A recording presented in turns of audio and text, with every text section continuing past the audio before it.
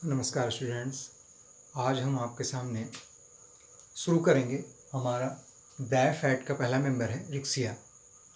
Riccia BSc first year के second semester के paper में है और ब्रायोफाइट का फर्स्ट मेंबर है।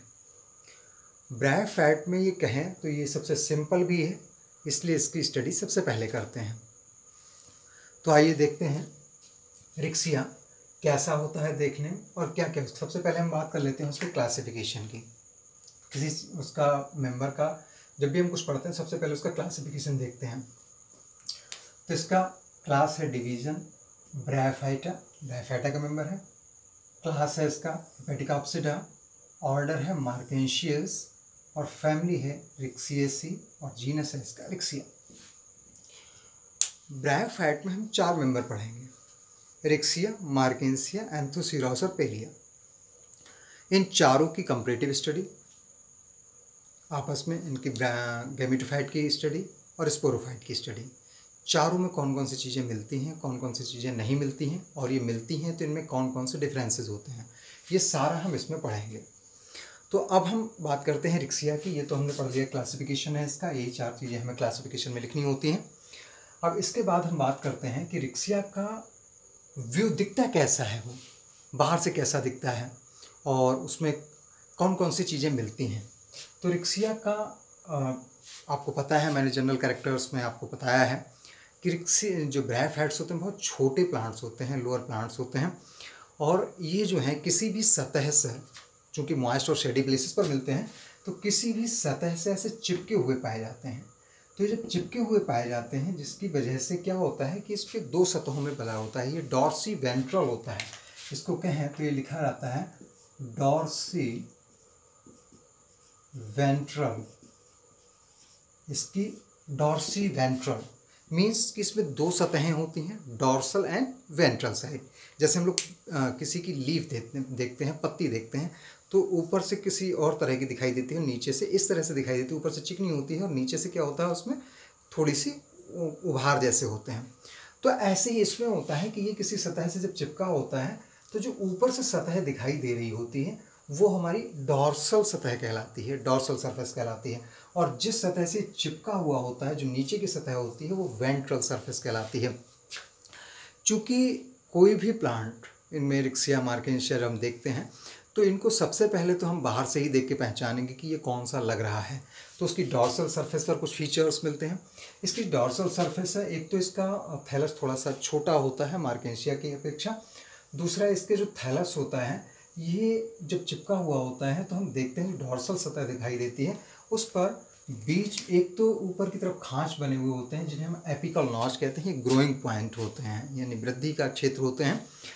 और इनकी ठीक ग्रोइंग एपिकल नॉच से लेकर के नीचे तक, ग्रोइंग पॉइंट से लेकर नीचे तक एक खांच दिखाई देती है, ये मीन्स फरो दिखाई देती है, एक थोड़ी सी गहरी खांच दिखाई देती है, जिसे मिडरिब नाम दिया जाता है। मिडरिब, ऊपर जो खांच होता है, जो ग्रोइंग पॉइंट है, उसे हम एपिकल नॉच कहा जाता है। क्या कहा जाता है? Apical notch. और जो बीच में मिडरिब है और बीच में खांच है, उसे कहा जाता है मिडरिब। तो ये ऊपर से थोड़े लाइट कलर का दिखाई देता है। वैसे तो अगर हम देखें तो एक कहीं भी दिखाई देते हैं तो इस तरह के हमें पूरे प्लांट्स दिखाई देते हैं।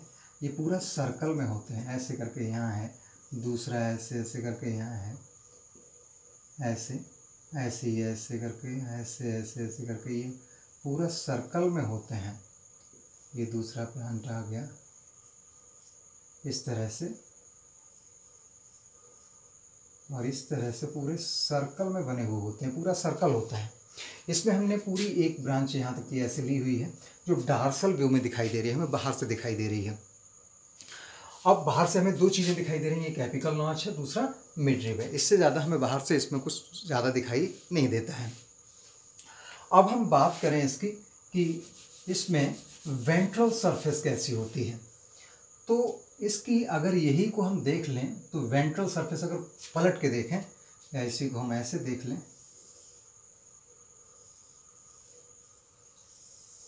ऐसे, तो इसमें बीच में जो मिडरिब वाला पोर्शन है वहाँ पर ये जो मिडरिब आएगी, इस तरह से आएगी मिडरिब, इस वाले पोर्शन पर बहुत सारे यूनिसेलुलर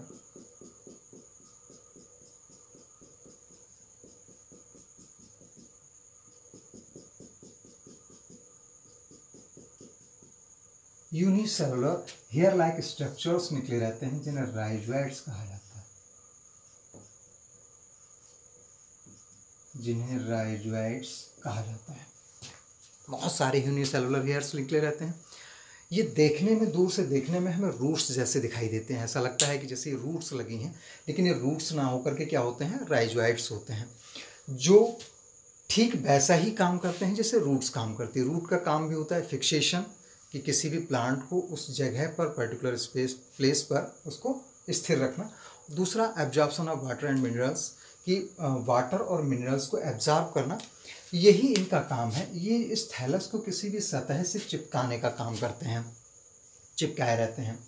एक रिक्सिया में ये इनका काम होता है, ठीक। लेकिन चूंकि रूट जैसे नहीं होते, इनको हम ट्रू रूट नहीं कहते। कैरेक्टरिस्टिक्स में भी हमने पढ़ा है कि ब्रायोफाइट्स में ट्रू रूट्स नहीं होती, सत्य रूट्स नहीं होती, जड़ें नहीं होती, क्योंकि इनका स्ट्रक्चर और जड़ों के स्ट्रक्चर में बहुत भिन्नता होती है। ये जड़ों के जैसे स्ट्रक्चर्स फॉलो नहीं करते, इसलिए इन्हें ट्रू रूट्स नहीं कहते हैं। इसकी मार्जिन पर ब्रायोफाइट्स की वेंट्रल सरफेस, ये वेंट्रल सरफेस है, वेंट्रल व्यू, व्यू मतलब वेंट्रल, नीचे से, ये नीचे अगर हम इसको, ये जो ऊपर वाला था डॉर्सल था जो ये दिखाई दे रहा है, जब इसको हम पलट के देखेंगे नीचे का वेंट्रल सरफेस है तो वो ऐसी दिखाई देगी।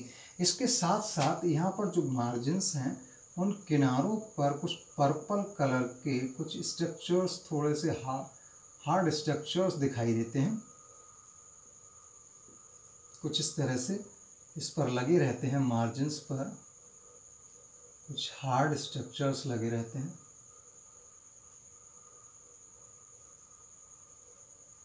इस तरह से थोड़े मोटे होते हैं।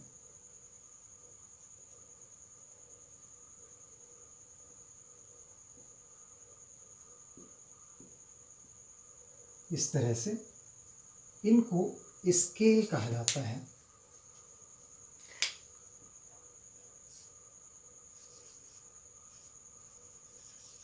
स्केल ये मीन्स मिडरिब के ठीक नीचे तो मिलते हैं राइजोइड्स, और मार्जिन जो होती हैं, किनारे जो होती हैं, उस किनारों पर वेंट्रल सरफेस पर कुछ पर्पल, डार्क पर्पल कलर के स्ट्रक्चर्स मिलते हैं जिन्हें स्केल कहते हैं। राइजोइड्स का काम है, पता है, कि फिक्सेशन करना, वाटर मिनरल्स एब्जॉर्ब करना। स्केल्स जो होते हैं इनका काम भी होता है कि इस ग्रोइंग पॉइंट को प्रोटेक्ट रखना, सरफेस है उस पर प्रोटेक्ट रखने का काम करते हैं स्केल्स। अब इनमें राइजोइड्स और स्केल्स दो तरह के होते हैं। यहाँ पे राइजोइड्स जो हैं, ब्रायोफाइट्स के केस में दो तरह के राइजोइड्स मिलते हैं, एक स्मूथ वाल्ड, स्मूथ वाल्ड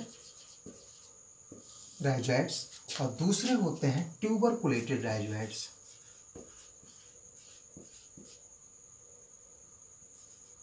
ट्यूबरकुलेटेड, तो स्मूथ वाल्ड जो होते हैं, जो राइजोइड्स होते हैं, इनको अगर हम देखें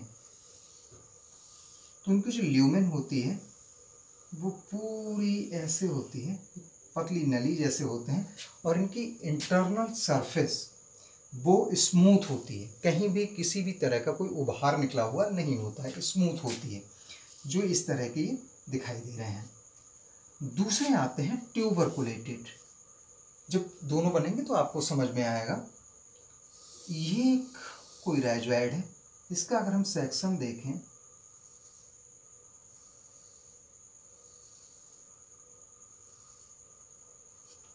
तो ये इसमें और इसमें आपको फ़र्क दिखाई दे रहा है। इसकी जो अंदर की लेयर है उसमें आपको बिल्कुल स्मूथ है, उसमें किसी भी तरह की कोई उभार नहीं, कोई रिजिड नहीं है, बिल्कुल स्मूथ जैसे दिखाई दे रही है। लेकिन इसमें आप देख रहे हैं अंदर की जो वाल है उसमें आपको पैग लाइक स्ट्रक्चर, पैग मतलब खूंटे जैसी संरचनाएं दिखाई दे रही हैं, मीन्स उभरी हुई अंदर की तरफ संरचनाएं हैं। इसीलिए ये पैग लाइक स्ट्रक्चर्स को हैं, ये पाए जाते हैं, इसलिए इनको कहते हैं ट्यूबरकुलेटेड राइजोइड्स।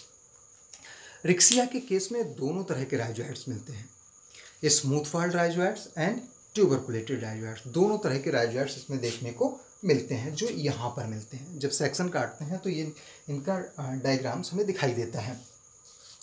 अब बात करते हैं स्केल्स की।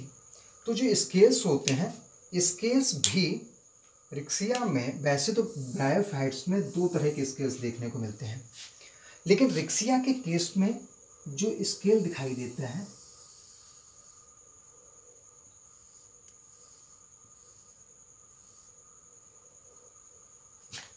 शायद दिखाई ना दे रहा हो आपको, तो मैं इसको ऊपर बना देता हूं यहाँ पर ऐसे।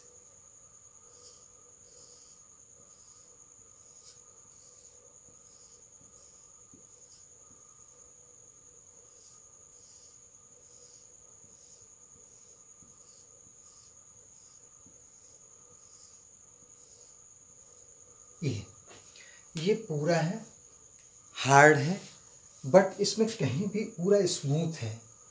इसको लिगुलेट टाइप कहते हैं, लिगुलेट,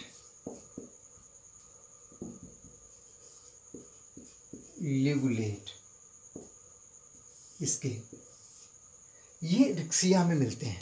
मार्केंसिया में एक और तरह का अपेंडिकुलेट टाइप का मिलता है। तो यहाँ पर डॉट आप देख रहे हैं कि इसके जो एक्सटर्नल मॉर्फोलॉजी में आप देख रहे हैं कि इसमें दो है, डॉर्सी वेंट्रल है इसकी सरफेस, मतलब ये पूरा प्लांट डॉर्सी वेंट्रल है। ये जो प्लांट है पूरा ये स्पोरोफिटिक है। ये कैसा है, वो सॉरी गैमीटोफिटिक है। कैसा है, ये जो देख रहे हैं आप गैमीटोफाइट है, मीन्स कि इस पर जो डेवलप होंगे वो गैमीट्स डेवलप होंगे। ये गैमीटोफाइट है। आपने पढ़ा है कि मेन प्लांट बॉडी इसकी कैसी होती है, गैमीटोफिटिक होती है। तो जो ये स्ट्रक्चर देख रहे हैं आप, ये पूरा गैमीटोफाइट का है। तो गैमीटोफाइट जो दिखाई देता है वो डॉर्सी वेंट्रल होता है, मीन्स उसकी डॉर्सल सरफेस होती है और एक वेंट्रल सरफेस होती है। तो डॉर्सल सरफेस पर क्या दिखाई देता है, मिडरिब दिखाई देती है, पहले ऊपर की तरफ खांच दिखाई देती है जिसे एपिकल नॉच कहते हैं, जो ग्रोइंग पॉइंट है। और बीच में इसमें क्या होता है कि गहरा खांच जैसा दिखाई देता है जिसे मिडरिब कहते हैं। ये लाइट ग्रीन कलर का होता है। जब हम इसकी वेंट्रल सरफेस को देखते हैं, नीचे की सतह को देखते हैं, तो उसमें मिडरिब के ठीक नीचे कुछ यूनिसेलुलर हेयर लाइक स्ट्रक्चर्स, मतलब बालों के समान संरचनाएं दिखाई देती हैं, जिन्हें राइजोइड्स कहते हैं। और यह जो राइजोइड्स हैं ये दो तरह के हो सकते हैं, एक स्मूथ पार्ट और दूसरा ट्यूबरकुलेटेड। दोनों तरह के राइजोइड्स इसमें मिलते हैं। स्मूथ पार्ट भी मिलते हैं। स्मूथ पार्ट में आप देख रहे हैं कि इसकी लेयर में कहीं भी कोई उभार नहीं है, सारी लेयर दोनों जो है स्मूथ है, इसीलिए इनको स्मूथ पार्ट कहते हैं। इसमें जो अंदर की लेयर है उसमें आप देख रहे हैं कि जगह जगह पर कुछ उभार डेवलप हो गए हैं, जिसकी वजह से रफ हो गई, पैग लाइक यानी स्ट्रक्चर्स डेवलप हो गए, खूंटी के समान संरचनाएँ बन गई हैं। इसीलिए राइजोइड्स को हम कहते हैं ट्यूबरकुलेटेड राइजोइड्स। इसमें मार्जिन्स पर जो हैं कुछ हार्ड स्ट्रक्चर्स दिखाई देते हैं जो कुछ पर्पल कलर के होते हैं। ये पर्पल कलर के स्ट्रक्चर्स कहलाते हैं स्केल। इन स्केल का काम होता है कि जो भी ग्रोइंग पॉइंट है, मीन्स इसका जो वृद्धि क्षेत्र है, उसको सुरक्षा प्रदान करना। रिक्सिया के केस में एक तरह का स्केल मिलता है जिसे लिगुलेट स्केल कहते हैं।